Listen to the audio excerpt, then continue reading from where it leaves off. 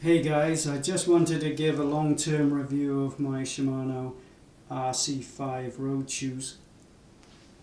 I've had the shoes now for about 6 months, I would say. Also, I've done about 5,000 kilometers in these shoes during that time.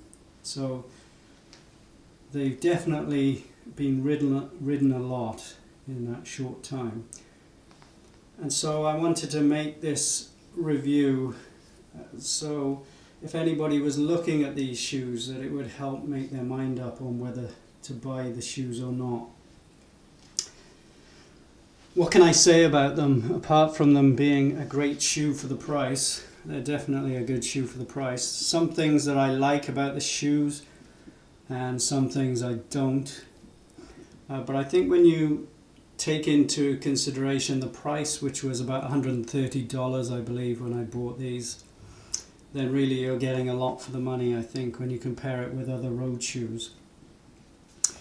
One thing I like is the sole in these shoes that you can see here. The sole is nylon, predominantly nylon, and it has some strands of carbon in it to give it more stiffness. Just to give you an idea, on Shimano's stiffness scale, they are an 8. This sole is an 8 on their stiffness scale. And the S-Fire, or the RC9, is a 12, which is the top end. So they're quite a lot lower on the stiffness scale. But I definitely think that they are not flexy, these shoes. I can say that having tried other carbon shoes and owning other full carbon soled shoes.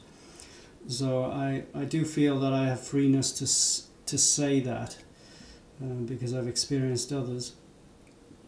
So it's not the stiffest sole ever, but it's not flexy either, and so I think that's pretty good for the price. If you are doing endurance rides or if you are training, I think this is an ideal shoe for that kind of scenario. Racing, I don't know. I don't think I would race in these. Not that I could race anyway. I don't think I'd be good enough for that. But I certainly wouldn't even think about racing in these if it was me. I'm trying to get every single advantage that I can get. I'm trying to get, and a stiff sole is one thing I want. But then there needs to be a balance, because recently. Before these, you probably saw the Physique R1 Vento shoes I had. They were too stiff for me. I found them really uncomfortable. So there is a balance.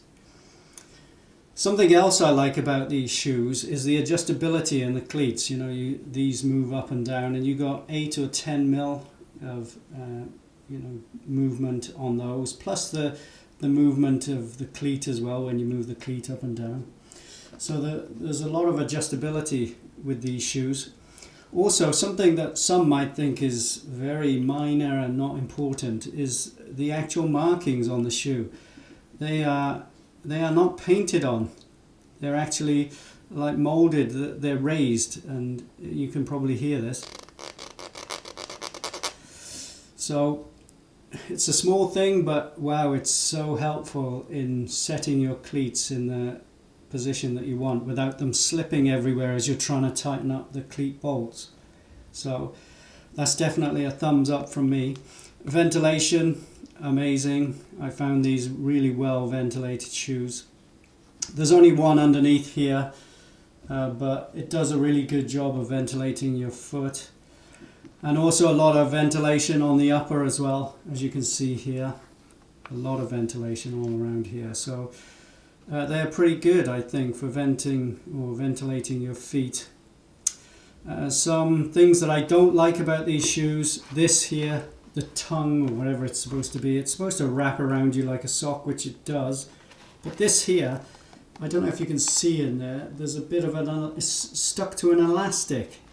And so when you put your foot in, if you don't put your thumb under it like this and hold it, this will roll down with your foot, with the top of your foot, and it becomes really uncomfortable and hard to put on. So that's definitely something I don't like. But once you get them on, wow, they're so comfortable. Once you've worked out how to do it, They are really, really comfortable shoes.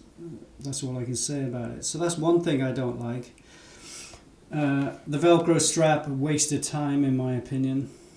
Some others might argue with that, but the only time I've used that is when I first bought them and I set it, and that was it. I haven't touched it since. It doesn't do anything actually. So that's something else I don't like. Also, the heel is non-replaceable, so when it wears down, it's gone. The shoe's gone. But I don't tend to worry about that so much because the shoes don't. As you can see here, the PU leather is starting to go here. There's scratches here. Over time, the shoe goes, and I've also had boa dials come off the actual shoe on my Shimano RP9s. The boa actually came away. So this is not a big deal to me, to be honest, because I don't think the shoes last that long anyway, unless you're doing a lot of walking. I don't walk in my shoes at all, except for when I take the bike out of the house and then take it to the outside and then get on it. That's the only walking I do. Or if I go to a store and get a drink or something, that's about it. So that's not a biggie, but it would be nice, I guess, if it was replaceable. If it was a higher end shoe, I would mark that down real low if you were paying more and not getting a replaceable heel. What else can I say about it? The boa, amazing as always. I've had no problems with the boa dial. One thing I would say with this, it's a lower end boa, so you can only tighten. Yeah, you can tighten the shoe, as you can see here. I can tighten it, but you cannot loosen it. It doesn't go back, so you have to pull it out and then lift it up if you want to loosen it. So you've only got adjustability in one direction, and then if you go too far, then you've got to just pull it out and release it again and then start again. So that maybe is a little bit of a negative, but what do you expect for a shoe of this price? You cannot expect the same as what you get on their high-end shoes. Apart from that, I don't think there's a lot to say. I don't know if I talked about the heel already. It doesn't have any cat tongue material or anything in here to hold your heel, but I didn't notice any slip with my heel coming up. I found that pretty good, so it holds onto your feet well. So who are these shoes for? Who do I think they're for? They're for people like me who are not racing, who like endurance rides, who like fast riding, who are doing a lot of rides like training rides. My riding is like a training ride. Sometimes I'm trying to get KOMs and things, and then I will put on my carbon soled shoes because I want every advantage, like I've said already. Maybe I'm trying to get every little advantage that I can. So if I'm trying for a KOM, I wouldn't have these on. I would have my other shoes on and try and get as much stiffness out of the shoes as possible. So for me, great endurance shoe, great training shoe, very reasonable price. I don't think there's a lot more to say. Great ventilation. Sole is not bad for the money, actually. I've had worse soles than this, and I think, if you take all of those things into account, think about your type of riding, think about what you want from the shoes, and then I think once you do that, if you do that, and then you still think this is a good buy for you, I think you will not be disappointed with these shoes. So that is my verdict, and that is my review of these shoes. If you have any questions or if you want to ask me anything, feel free to ask in the comments below.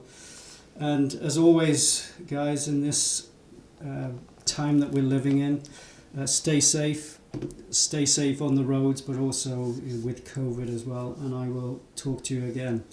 See you now. Bye.